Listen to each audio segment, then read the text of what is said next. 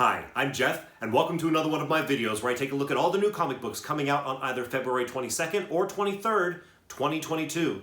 And I ask myself the question, what one new comic book would I buy this week if I could buy just one book?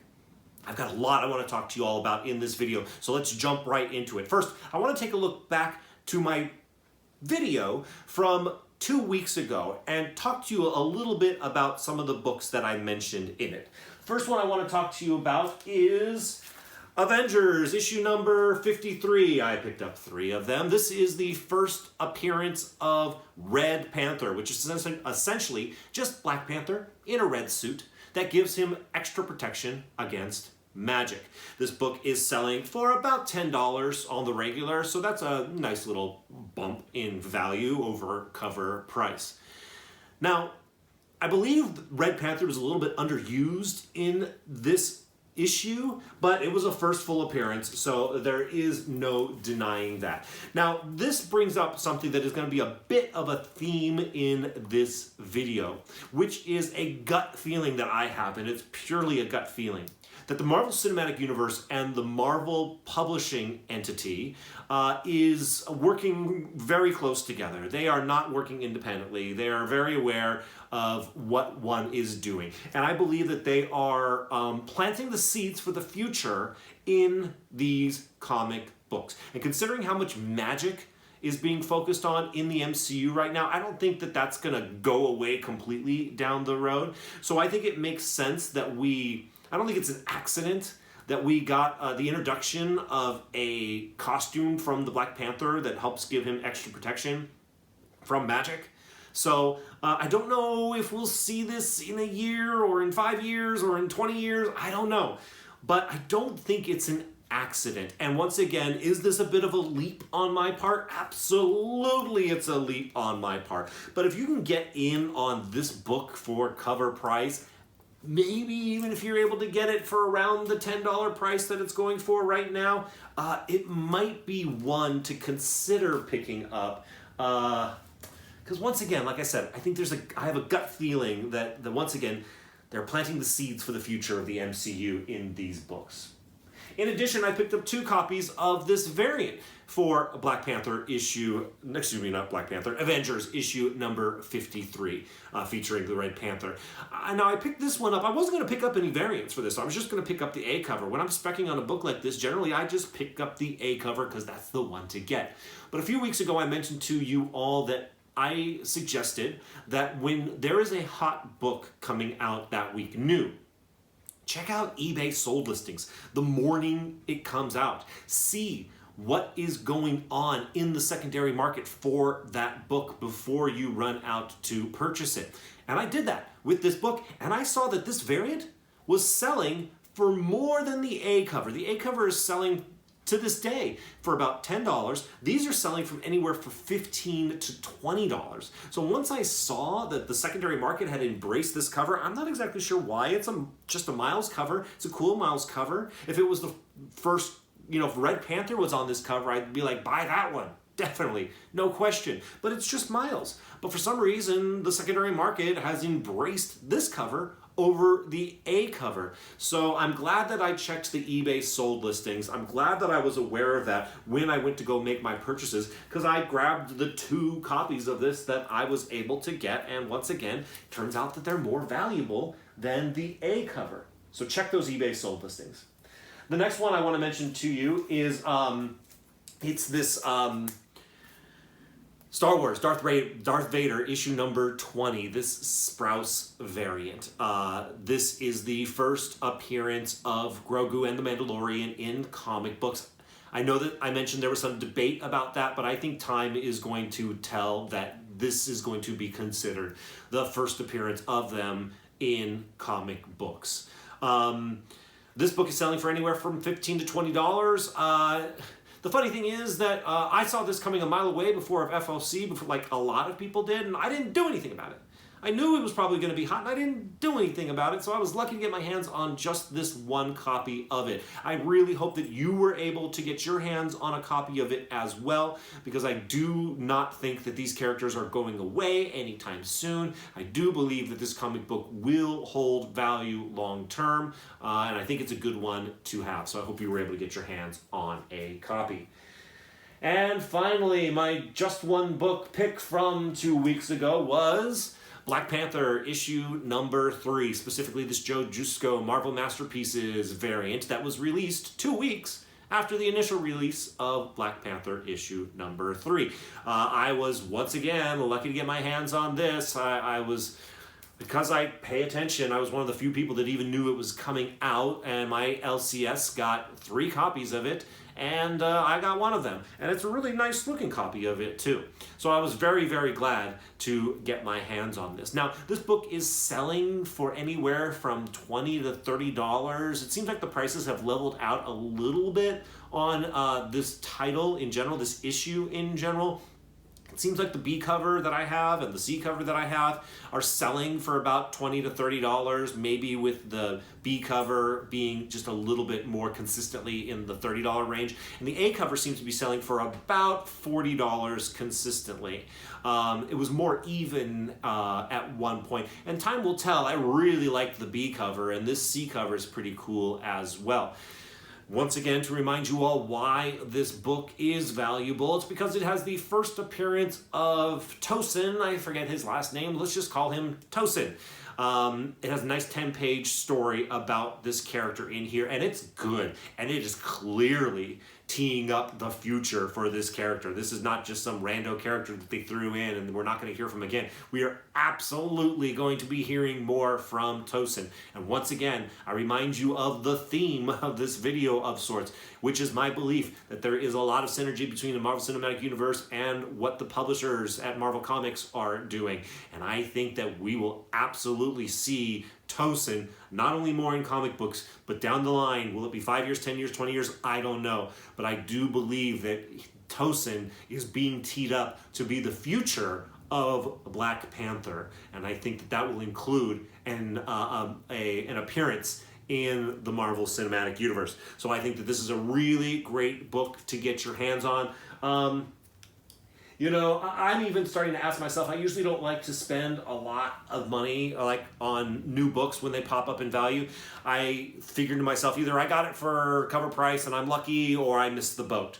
But if you're able to get that A cover for around $30, especially for $30 out the door, maybe wait for things to cool down a little bit, I might recommend buying that book, because like I said, I am very optimistic for the future of Tosin.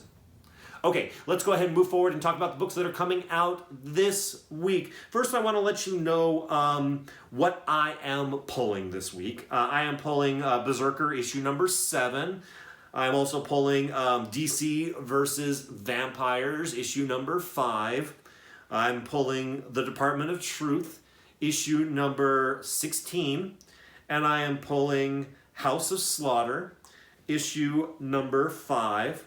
And I'm also pulling Saga, issue number 56. I have decided to go ahead and stick with Saga for now and give it a shot, and because I think there's some potential there. And apparently, I'm not the only one. I just want to point out, I use League of Comic Geeks to organize my pulls. And on League of Comic Geeks, when you look up the new books that are coming out this week, they are listed from the most pulled book to the least pulled book by users of League of Comic Geeks. And this week, Saga is the second most pulled book on League of Comic Geeks. More people are pulling it than The Amazing Spider-Man, which is amazing that more people are pulling Saga than Spider-Man. Spider-Man's always at the top of the list, and Saga getting more pulls is pretty remarkable. So it seems like a lot of people like me are checking it out, which, I mean, a lot of people. So that I thought was noteworthy.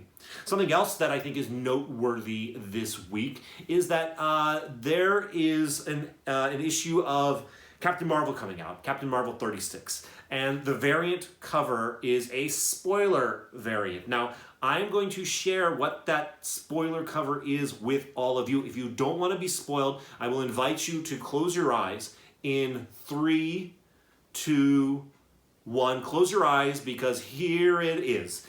This is the spoiler cover for this. For those of you who know what this is, you know what it is. For those of you who might not know what this is, reach out to me on Instagram and ask me for more information. I'm not going to mention it here because I don't want to talk about spoilers. I'm going to go ahead and take that off the screen now. You can open your eyes if you decided to close because you didn't want the spoiler. That's not a hugely significant thing because we've seen this before, so to speak, but it's pretty cool. It's pretty interesting to me, so I thought it might be interesting to you. It might be something you want to consider having on your radar and maybe flipping through and checking out what's up with that this week. Okay, so for my honorable mentions and my just one book pick, first I'm going to mention that my pick is a little bit of a light pick this week. I almost didn't have a pick. I almost did a just one writer thing again this week because there's so many James Tynion IV books that are coming out, but I decided no. Let me go through and look what's coming out, and then I ended up picking a bunch of books that were issue number 1. So I thought, well, let me do just a just number one books again this week. But I was like, you know what? My pick this week just had the tiniest bit of an edge over the other books. So I actually have a pick. Let's just jump into it, starting with my honorable mentions. The first one is Aquaman, issue number 4 from DC. Here's the description. Dive deeper following the thrilling conclusions of Aquaman, The Becoming, and Black Manta. When a terrorist in Middle America is revealed as an Atlantean sleeper agent seemingly gone rogue, the Aquamen, Arthur Curry and Jackson Hyde, are on the case. But it soon becomes clear that the tragedy was not just a single bad actor, but the beginnings of a much larger and more dangerous chain reaction, and the heart of an explosive Atlantean conspiracy. If Arthur's not careful, the secrets he's keeping from Mira, Tula, Tempest, Atlantis, the Surface, and even Jackson could cause a rift from which the Aquamen might never recover. Admittedly, I'm not an Aquaman guy. I think a lot of people aren't Aquaman guys, but I mean, he is a staple of the DC universe, and if people are into Aquaman or the Aquaman in general, I bet you that this story sounds pretty exciting. So I wanted to make sure to mention it for that reason. The next book I want to mention is The Shepherd, The Valentine, issue number 1 of a 3-issue limited series from Black Caravan. Here's the description.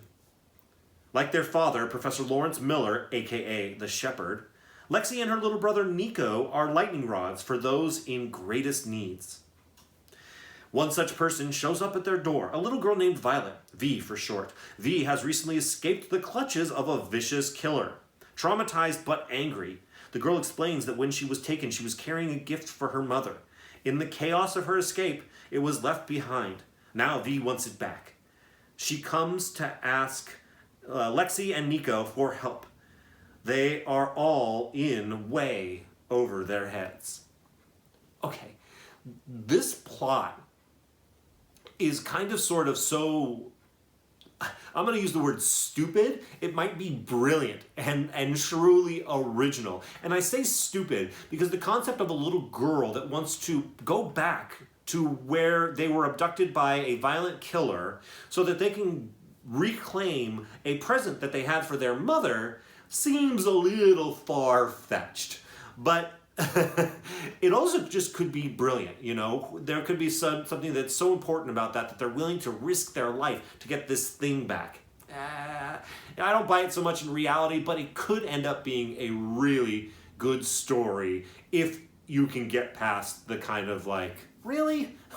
nature of it. And it might be something worth checking out. The next book I want to mention is Step by Bloody Step, issue number 1 of a 4-issue limited series from Image Comics. Here's the description. An armored giant and a helpless child. Together, they cross an astonishing world brimming with beast bandits and deadliest by far civilizations. If they stop walking, the earth itself forces them onwards. Why? The child can't ask. She and her guardian have no language, no memory, nothing except each other. Multiple Eisner nominees, Simon Spurrier, Matthias Bergara, and Matthias Lopez present a watershed moment in modern comics. 4 double-length chapters of a bittersweet fantasy opus, completely text-free. Let's take a walk. And here's a quote. "Step by Bloody Step may be my new favorite comic. Spurrier, Bergara, and Lopez have created something that celebrates everything comics can be. Mysterious, inventive, bursting with imagination, and also incredibly heartfelt without ever saying a word." That quote is from Jeff Lemire. All right, so not only does this concept, this plot sound interesting, the concept sounds interesting. It is completely told without text. Now, this is not the first time that that's been done, and it's definitely not going to be the last time that it's been done. But it is a very difficult thing to do well, especially in a comic book where you get individual frames that have to tell the entirety of the story. Recently, I read an issue of A Righteous Thirst for Vengeance. I believe it was the first issue, and there were large sections of that first issue that had no text and no dialogue.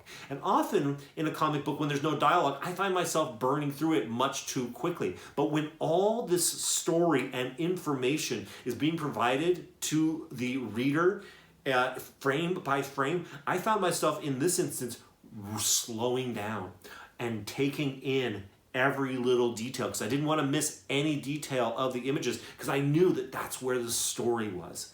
And so I think it could be really cool to have this story told in this manner. Because if it's done poorly, I mean, it's going to be bad. But if it's done well, I think it could be something truly exceptional and special. So it might be worth checking out this week. The next book I want to mention to you is Supermassive. This is a one-shot from Image Comics. Here's the description. The superhero crossover event of 2022. 2021's hottest new superhero, Radiant Black, launches into his first ever crossover event with the Image Comics debut of Inferno Girl Red and the first appearance of Rogue Sun. The future of Image's superhero universe is here. Power Rangers, Shattered Grid architects Kyle Higgins and Ryan Perrault, Matt Groom, and Francesco Manna from Marvel's Ultraman, and colorist extraordinaire Igor Monti unite for a one-shot, extra-length crossover event so big it can only be called Supermassive. This is a $5.99 comic book. So, what's interesting about this is that it's a one-shot, it's low commitment, but you're going to get a first appearance in here. I read the first 2 issues, the first appearance is Rogue Sun. I read the first 2 issues of Radiant Black. I thought it was fine. It wasn't interesting enough for me to stick with it. But I know that they're going to keep going with it, that they seem to be committed to it, and there has been more stuff going on in there that is getting people's attention. So it appears that there is a commitment to this character, and they're building out a world around this character. So if you're interested in getting on the ground floor of what they're trying to build here, if you're interested in the first appearance of this Rogue Sun, or if you're a big fan of Radiant Black already, these would be all reasons to check out this one-shot this week. The next book that I want to mention to you is a book called The Killer, Affairs of the State, issue number 1 of a 6-issue limited series from Boom Studios. Here's the description. The Eisner-nominated series returns ahead of the upcoming David Fincher Netflix film.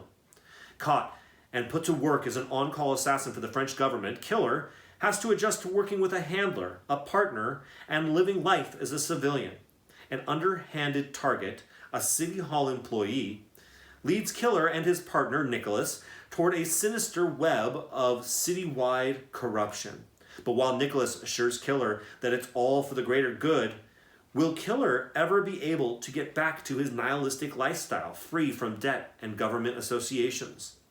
Discover the Eisner-nominated series by artist Luc Jacamon and writer Matz, ahead of the upcoming Netflix film directed by David Fincher, who directed films like The Social Network, written by Andrew Kevin Walker, written by the guy who wrote Seven, and starring Michael Fassbender, the guy who played Magneto in a lot of the X-Men films. So that's the description. Basically, what is interesting to me about this book is the movie that's coming out. David Fincher is no slouch. Neither is Michael Fassbender. So to get those two involved in a movie, there must be some there. There must be something really that's pretty cool or interesting about the story itself. Now, this is not the first appearance of this character, the killer. This is an additional volume in this character's story. So you're not going to hit a home run with the first appearance if the movie is a success. But I anticipate the movie to at least be decent based off the people that are working on it. And if it is a success, there may be more of them, potentially, and in which case they might start pulling from stories like this one and from characters that appear in this one. So there is some spec potential here, I believe, if the movie is successful. But maybe even more importantly than that, the fact that there, in my opinion, must be some there in order for this movie to get made with these people. It makes me think that it's probably a pretty cool character, pretty cool story, and so it might be worth checking out this chapter of it based on the potential greatness of the character and the story itself. Okay, those are all my honorable mentions. Let's get now to the just one book pick for this week, which for me is Ghost Rider, issue number 1 from Marvel Comics. Here's the description. Johnny Blaze. Johnny Blaze has the perfect life, a wife and 2 kids, a job at an auto repair shop, and a small town community that supports him. But Johnny isn't doing well. He has nightmares of monsters when he sleeps, and he sees bloody visions when he's awake. This life is beginning to feel like a prison, and there's a spirit in him that's begging to break out. Benjamin Percy and Corey Smith are going back to basics with the Spirit of Vengeance in this extra-sized first issue. It is oversized. It is a $5.99 issue. So why did I pick this book this week? Well, there are basically 2 reasons. One, Ghost Rider is awesome, man. Ghost Rider is so cool. What a cool character with a cool motivation for what they do and a very, very, very cool look. Yeah, Ghost Rider, I'm a fan. I was a fan when I was a kid. I wasn't even sure I was going to pick up this book this week, but once I started getting into research for the books that are coming out this week, I was like, man, I gotta at least check out issue number 1 of this because Ghost Rider is rad. But in addition to that, there is, I am 1,000% sure, I know, not a thing, I am very, very sure that Ghost Rider is absolutely going to end up in the Marvel Cinematic Universe. Ghost Rider is much too cool of a character to leave out of the MCU for very much longer. And although there are decades of wonderful stories to pull from regarding the Ghost Rider, I once again go back to my kind of theme for this video, which is the connection I feel that is in place between the Marvel Cinematic Universe and Marvel Comics. And I think that there is a high potential for new characters and new stories that might open up the door for themselves to be used in the MCU. I don't think that we can always rely on the stories of the past for the MCU. The MCU at some point is going to not be able to pull directly from the comic books of the past decades. So I think what they're going to do is they're going to put stories that they feel and characters that they feel that they can use in the MCU into modern comics and then pull from that resource. So once again, this is a complete gut feeling on my part, that the MCU connection, but it feels right, so I'm kind of going with it, especially in the books mentioned in this video. So for that reason, and the fact that Ghost Rider, I mean, come on, you don't get much cooler in a lot of ways than Ghost Rider. So for those reasons, that's why Ghost Rider issue number 1 is my just one book pick for this week. All right, let me know what you think of all the books and all the things that I mentioned down in the comments. I respond to almost every single comment. Sometimes it takes me a week or two to do so, but I try to respond to every single comment, and I appreciate all of you that leave comments. So let me know what you're thinking down in the comments. In addition, if you like this content, hit the like button, because likes are good, and they're good for me, and they help encourage other people to watch the videos. And finally, if you're watching this video and you're not already subscribed, you should do that. I have a Test Your Comic Book Grading Skills video coming out, and I had one come out just a couple days ago. I've got this really long video about buying slabs for as cheaply as possible, some tips that I have, and that's going to be coming out real soon. So make sure you hit that notification bell so you don't miss those videos. Thank you, as always, for watching this video. I'll see you in the next one.